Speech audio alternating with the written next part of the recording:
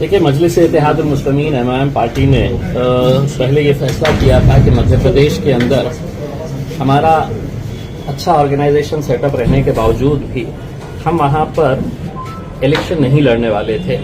और वो इस वजह से नहीं लड़ने वाले थे कि हमको ऐसा लग रहा था कि सेक्युलरिज्म के नाम के ऊपर जिस कांग्रेस पार्टी ने इतने साल हुकूमतें की है कई सारे राज्यों के अंदर, देश के अंदर, तो उसमें मुसलमानों का बहुत बड़ा योगदान रहा है, बहुत बड़ा कंट्रीब्यूशन रहा है।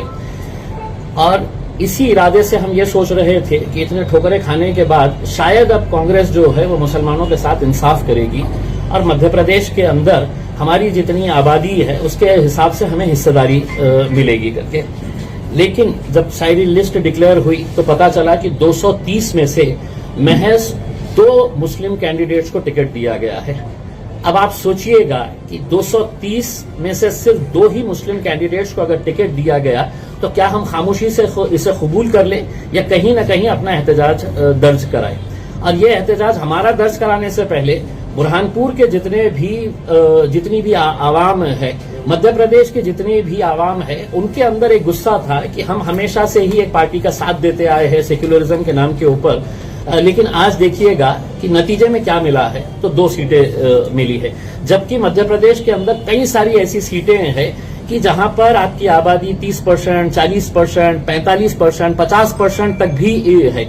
तो ऐसी जगहों के ऊपर क्यों कांग्रेस पार्टी टिकट नहीं देना चाहती है? तो आखिर में हमने ये फैसला किया है कि नहीं, हम खामोश नहीं बैठेंगे, हम उतरेंगे मैदान के अंदर। और अगर आप लड़ेंगे तो ही आप जीतेंगे, आपको टिकट मिलेगा तो ही आप लड़ेंगे। अगर आपको टिकट ही नहीं देंगी पार्टियां ये सोचकर कि नहीं, हम कांग्रेस से ये सवाल करना चाहते हैं कि तुम टिकट इस वजह से नहीं दे रहे है कि ये डर से कि नहीं ये जीतते नहीं है करके, तो तुम क्या ये गारंटी ले रही है कि 230 सीटें तुम जो लड़ा रहे हैं ये पूरे के पूरे तुम जीतने वाले हैं? भाई, आपको सेक्युलरिज्म को अगर जिंदा रखना है तो हम अगर आपको वोट देते हैं तो आपकी जिम्मेदारी है कि आपका वोट भी आप ट्रांसफर करवाइएगा करके उसमें।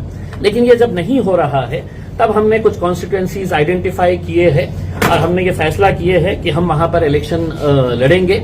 आज बुरहानपुर के हमारे जो कांग्रेस के एक्स कॉर्पोरेटर है, सीनियर कॉर्पोरेटर है, काफी अच्छी छवि है उनकी, नफीस मंशा खान, उनको यह उम्मीदवारी मजलिस की तरफ से दी जा रही है। और मुझे उम्मीद है कि बुरहानपुर की आवाम पूरी ताकत के साथ नफीस साहब को इस बार इलेक्शन के अंदर कामयाब करेगी, पूरे अच्छे तरीके से इलेक्शन लड़ेगी और एक पैगाम देंगी अपने ही पार्टी को, कांग्रेस पार्टी को, कि अब हम खामोश नहीं बैठने वाले हैं। हमारी जितनी आबादी है उस आबादी के हिसाब से हमें इंसाफ मिलना चाहिए, हमारी हिस्सेदारी मिलना चाहिए करके। एक बात मैं आपको ये भी बता दूं कि जो 2 सीटें कांग्रेस ने दी है, उन 2 सीटों के ऊपर हमने फैसला किया है कि हम इलेक्शन नहीं लड़ेंगे वहां पर, क्योंकि हम चाहते हैं कि हमारा रिप्रेजेंटेशन होना। कांग्रेस चाहती है कि सिर्फ वोट होना, इनकी लीडरशिप नहीं चाहिए, इनके नुमाइंदे हमें असेंबली के अंदर और पार्लियामेंट के अंदर नहीं चाहिए।